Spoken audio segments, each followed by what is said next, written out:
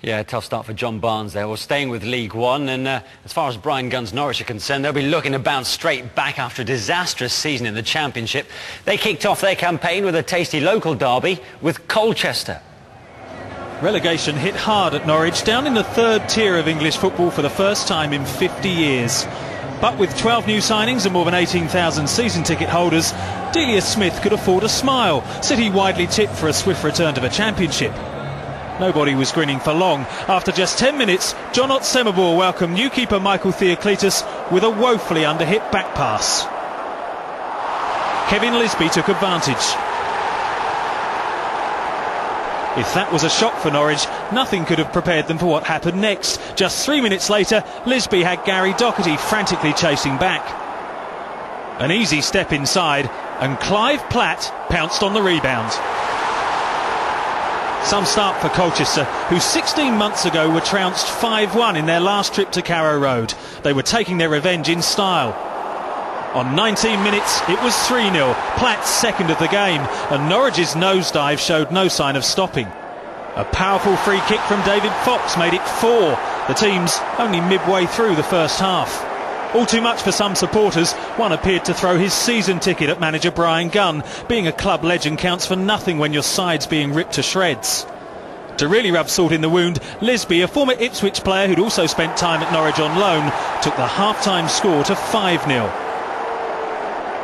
The match, of course, was dead and buried, and the stands already emptying by the time sub Cody McDonald pulled one back 18 minutes from the end. A mere blip in Colchester's extraordinary afternoon. It took them only 3 minutes to restore the 5-goal gap. David Perkins beating Theoklitos this time. The Australian keeper will certainly never forget his debut, no matter how hard he tries. Completing one of the most surprising scorelines of any opening day, Scott Vernon added the 7th in stoppage time. Norwich hadn't conceded that many since 1992, and that was in the Premier League away at Blackburn. A stunning result for Colchester, who've already got everyone reassessing the promotion race. I know what the game's like. It's really unpredictable at times. We were excellent. I thought the way we played the game, we looked a threat the whole time. The fans are disappointed, and we've seen it happen in the past in football, and teams have gone on and been successful from there. So that's the the sort of the fillet for me now is to make sure that we never see a performance like that again, and next time we get on the pitch, we pick a team that's going to win a match and compete with a lot of tough teams in League One. No, you're just listen, the lads were brilliant. They're the ones that, obviously, I said last season, the most important people at the football club are the players and the fans. I mean, when you've dropped down a division, it's vital you get off to a winning start, but that was disastrous for Norwich, wasn't it? Yes, I think the most damning indictment of all was when he said, I'm going to pick a team next time. Bryan Gunn. Yeah, Bryan Gunn, that competes. There's no excuse. We all have bad games, but there's no excuse for not competing. One positive thing to come out of it is that the last time Norwich got beaten like that was when they finished 3rd in the Premier League, and Bryan Gunn was actually playing, and they went on to to qualify for Europe. So, long season. Yeah, and we know about the Bayern Munich game and the rest Absolutely. of it. Yeah. Ollie, what happens when someone like Bryan Gunn, you're in the manager's dugout, fans get down there, throw their season tickets at you? That happened to you at QPR, didn't it?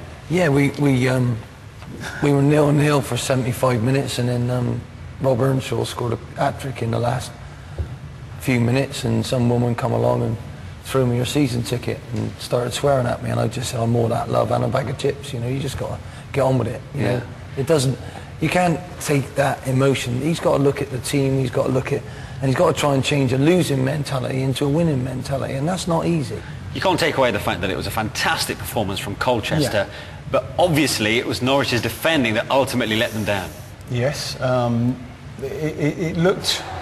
this is an appalling start in it.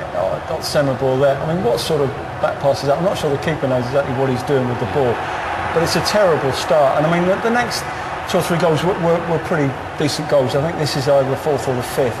Now this is just a header at the near post from Platt, and Lisbie just helps it on again. And there's hardly anybody actually making a worthwhile challenge there. And, if you're going to have people who are going to score goals against you, come off the pitch, then there's very little we could do about that.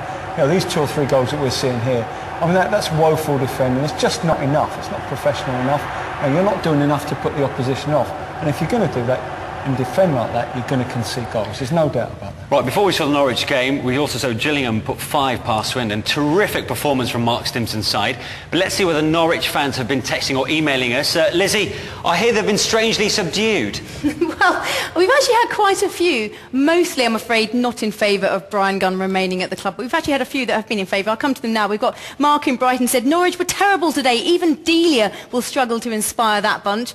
James texted to say, please, Brian Gunn, step down. You are not a manager and never will be. I have never been more embarrassed than I was today. But Josh from Lutterworth emailed to urge Norwich City fans to stick with Brian Gunn. He says, I've renewed my season ticket and there were still positives to take from today. Keep the faith in Gunn and he'll win us promotion. OK, thanks for that, Josh. We've got a Gillingham fan here who's pretty pleased with the 5-0 thrashing over Swindon. Kayan Young, he wrote in to say, I went to watch Gillingham today and I think they showed everyone they deserve to be in League One and they didn't even have their strongest squad out.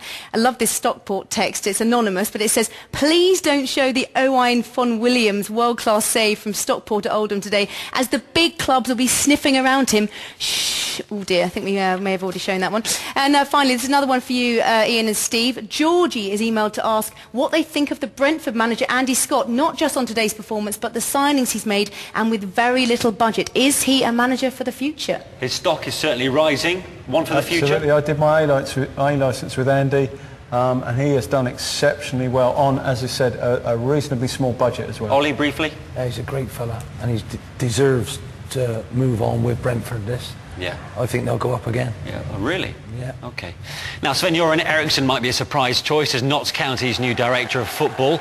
But Sven is getting involved in the oldest team in the Football League. Almost as old as Mark Clement.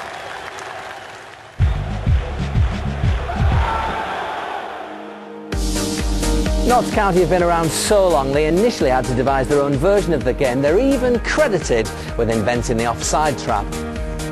Shame they couldn't have explained it to the rest of us.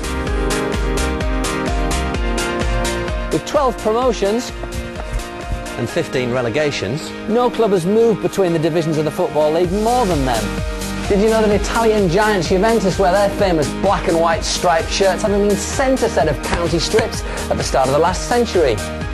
3 sides of Meadow Lane were rebuilt in just 6 weeks in 1992. Oh, look at that. I'm just giving Sven's seat in the director's box a quick clean. We don't want him messing up his fancy Italian suits. There have been bright new beginnings at Meadow Lane before. In 2002, the ground was renamed the Aaron Scargill Stadium for a few weeks until the club's new sponsors went bust. Let's hope that Sven's reign lasts a little longer. Well, Sven's reign began very brightly at Meadow Lane, where Bradford City were the visitors. County fielded 8 new signings, one of whom, Ben Davis, opened the scoring within 17 minutes of the Swede taking his seat. The vast majority, in a bumper crowd of over 9,000, were on their feet again on 39 minutes as new signing Lee Hughes rounded Simon Eastwood to roll in his first goal for County. Clearly Hughes still has that magic touch in front of goal, if not on the dance floor. His second followed soon after, and it owed much to the quality of fellow debutant Craig Westcar, whose teasing cross was bundled home by the veteran frontman shortly before the break.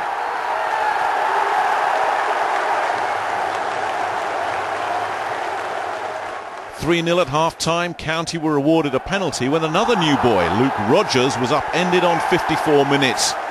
Hughes grabbed the ball and sent Eastwood the wrong way to complete his hat-trick. There was another shout for a penalty in the ensuing celebration. The Magpies last won on the opening day back in 2000, and this 5-0 drubbing of Bradford City was rounded off by a quality finish from on-loan signing Brendan Maloney, a defender, believe it or not. A dream start for promotion favourites County, whose manager was keen to single out his new midfielders. I think they're the unsung heroes, you know. Hughes got his goals, but my 2 midfielders and Westcar on the right, I thought were magnificent.